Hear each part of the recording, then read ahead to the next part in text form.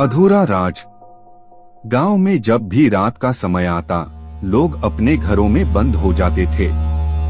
इसी गांव में एक पुरानी हवेली थी जिसे हर कोई अधूरा समझता था। लोगों में इस हवेली के बारे में कई किस्से सुनाई जाती थी, लेकिन कोई भी इसे पूरी तरह समझ नहीं पाया था। अर्जुन नाम के एक युवक को इस हवेली में गहरी रुचि थी।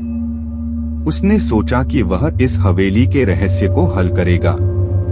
एक दिन वह अपने दोस्त मोहन को साथ लेकर हवेली में गया। हवेली के बाहर खड़े होकर उन्होंने देखा कि हवेली की दीवारें और चट्टानें बहुत ही पुरानी और डरावनी थी। जब वे हवेली में प्रवेश करे तो वहां की ठंडी हवा उन्हें ठंडक पहुंचाने लगी। हवेली के अंदर वे एक पुरानी सांस संगत कमरे में पहुंचे। कमरे में एक बड़ा सिंहासन था जिस पर एक ताज रखा गया था।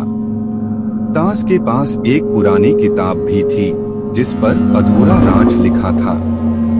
अर्जुन ने किताब को खोला और पढ़ने लगा। किताब में लिखा था कि हवेली में एक सम्राट रहता था जिसका राजा होने का अधिकार अधूरा था।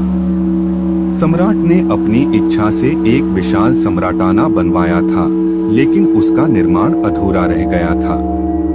जब अर्जुन और मोहन किताब को पढ़ रहे थे, तभी हवेली में एक अजीब सी आवाज सुनाई दी, क्या तुम इस अधूरे राज को पूरा कर सकोगे? अर्जुन और मोहन डर गए, लेकिन फिर भी उन्होंने साहस नहीं हारा। वे हवेली में और भी आगे बढ़े और एक और कमरे में पहुंचे जहां एक अजीब जगह थी जहां एक पत्थर पर अधूरा राज लिखा गया था। अर्जुन ने पत्थर को हटाया और नीचे कुछ और लिखा देखा, अब तुम्हारा परीक्षण होगा। जैसे ही वह शब्द पढ़ रहे थे, हवेली में आवाजें गूंजने लगीं और दीवारें हिलने लगीं। मोहन ने आवाज सुनी, भागो, अब हवेली का राजा उठेगा। अर्जुन और मोहन दौड़ दौड़कर हवेली से बाहर निकले। जब वे बाहर निकले तो वे देखा कि वहां एक विशाल सांप था जिसका सिर नागराजा के रूप में था। नागराजा ने कहा, तुम्हारा धन्यवाद कि तुमने मेरे राजा को जगाया। अब मैं अपनी असली जगह पर वापस जा सकता हूँ। अर्जुन और मोहन अब गांव में वापस आए और अपने घर पहुँचे। वह दोनों ने समझा कि हवेली का अधूरा राज अब पूरा हो गया था।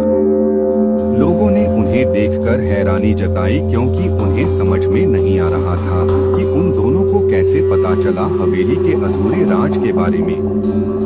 वह रात और भी डरावनी हो गई। लोग अब उस हवेली के पास भी नहीं जा रहे थे।